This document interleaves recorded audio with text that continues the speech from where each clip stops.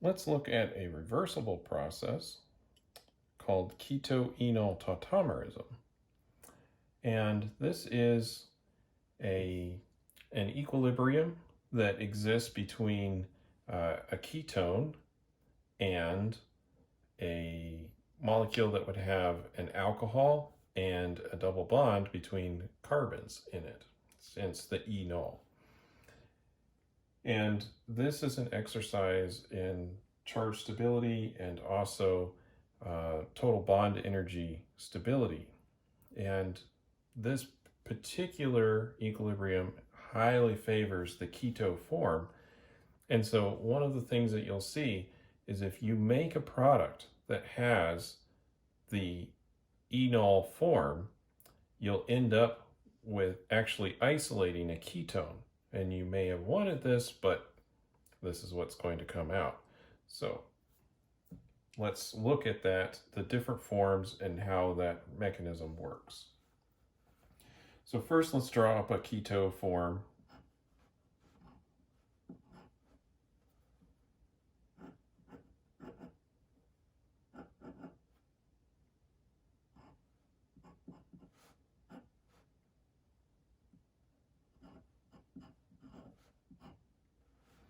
So here's our ketone there. And now we'll draw the enol form underneath the name enol.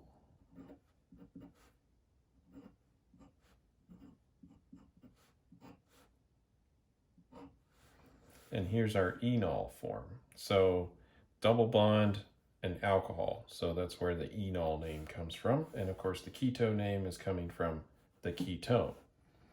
And these are in equilibrium with each other.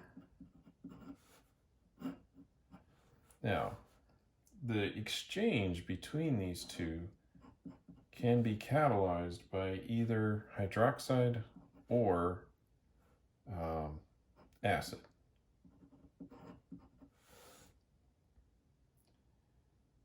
So let's look at the mechanism between these two forms. First, let's look at a basic transformation in between the keto form going to the enol direction. So we're going to start off with our keto up here.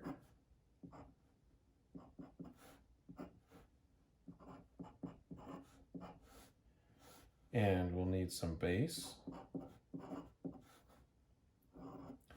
We'll have that deprotonate that proton right here. And then these electrons will end up forming the double bond. And we'll have to kick those up to get out of the way so this carbon doesn't have more than 5 bonds, or 4 bonds to it, doesn't have 5 bonds to it. And then we'll have this form.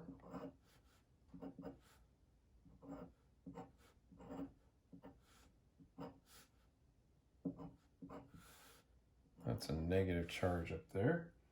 And then this negative charge can pick up some proton from water. So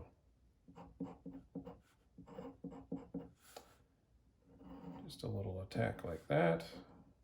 And this regenerates the hydroxide. So that's why it's catalyzed by having hydroxide in the solution, because we're regenerating this as part of the reaction.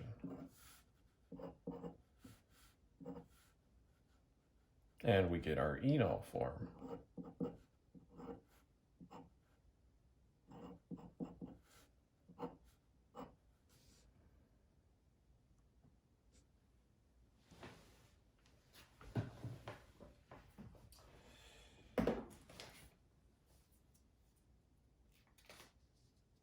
Now, we can go in the opposite direction. We can take this enol and go back to the ketone using basic conditions as well. So let's sketch that out really quickly. So we'll start with our enol here.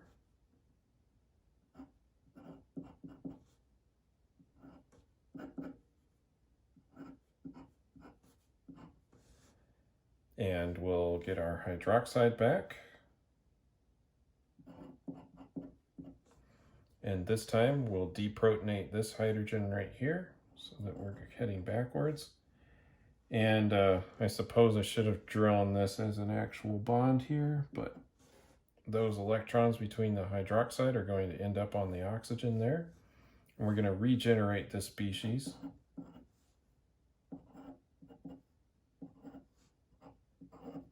With the negative charge there.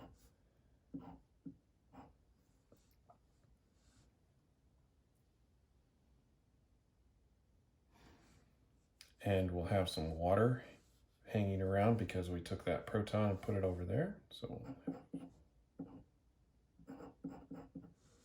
this time I'll write the bond like I should. We have the negative charge there.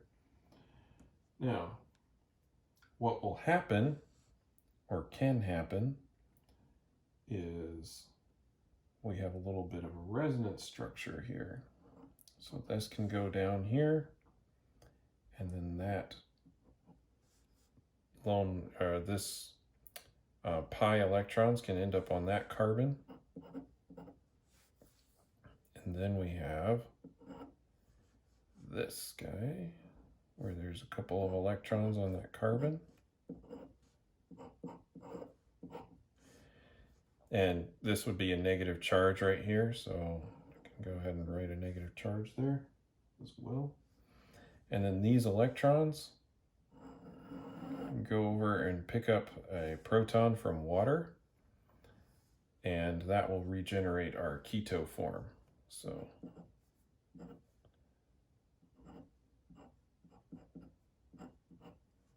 draw that here.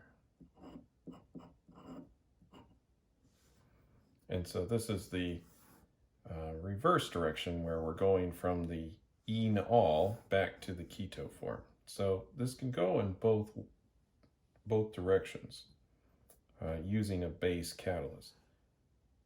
We've just looked at the base catalyzed keto-enol tautomerism. Now let's look at an acid catalyzed, since I mentioned that both can function as a catalyst, so OH minus or H3O plus. So we'll stick with our same ketone here.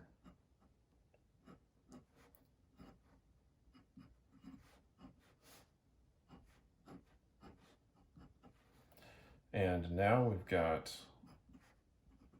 H3O plus, just like this. Now our ketone has some lone pairs on it. So we'll use one of those lone pairs to attack our proton right here. This will generate water and will protonate the ketone. So what we'll end up with is this.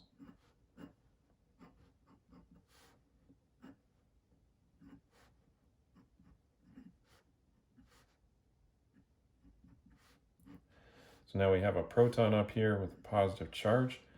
Now we'll need to do a little resonance on this positive charge to move it around a little bit, make it so that we can remove this proton.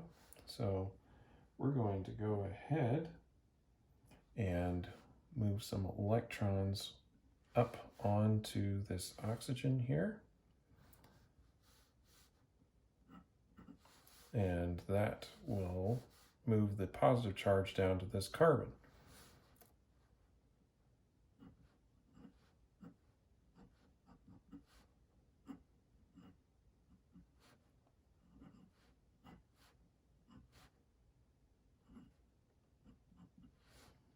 Now we've got our OH as part of the enol.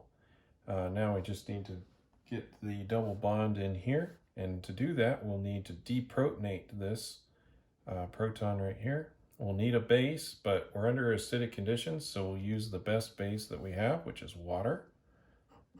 And there's water in the solution.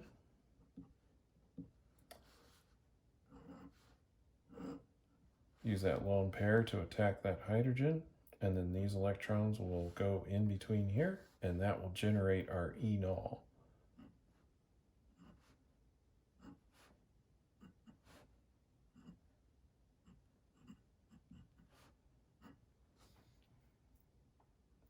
So that's the forward direction of generating the enol. Now let's look at the reverse, where we start from the enol and go back to the ketone.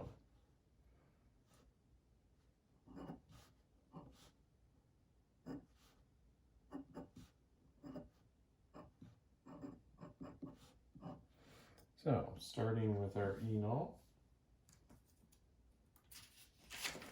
let's see here. First thing we'll need to do is protonate this carbon right here, because we really just need to go in the reverse direction. So we'll have to get our acid back.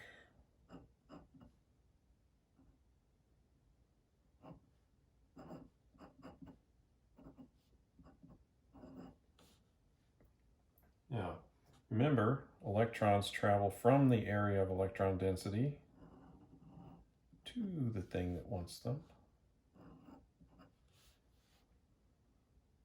So we'll have electrons travel from our double bond over to the hydrogen, and we will protonate this carbon.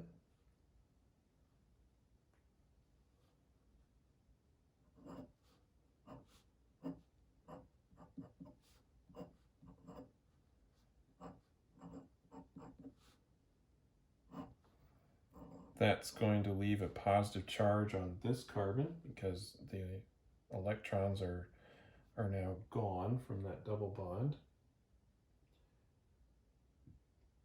Next, we will take some lone pairs here, move that into the double bond. That will move the charge back up to here.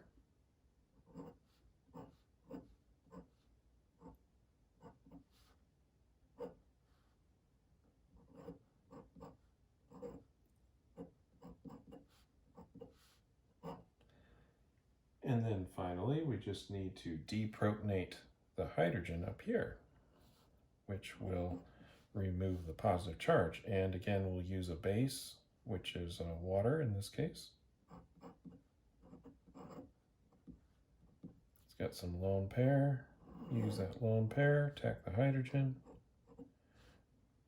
Those electrons will go back to the oxygen and will regenerate the ketone form, which I'm completely left myself room to draw that here.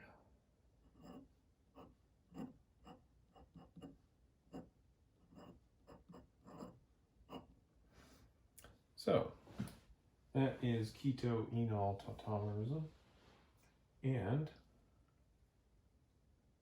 you'll notice that if you look at the different values for which form is preferred, the keto form is vastly preferred over the enol form.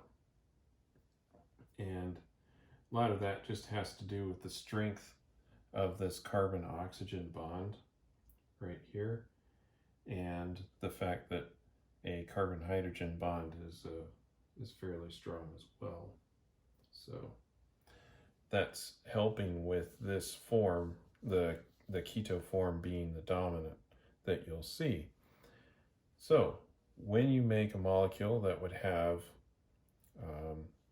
an enol in it, if you have an alcohol present, what you'll actually end up with is either a ketone or an aldehyde, depending on what functional group you have here.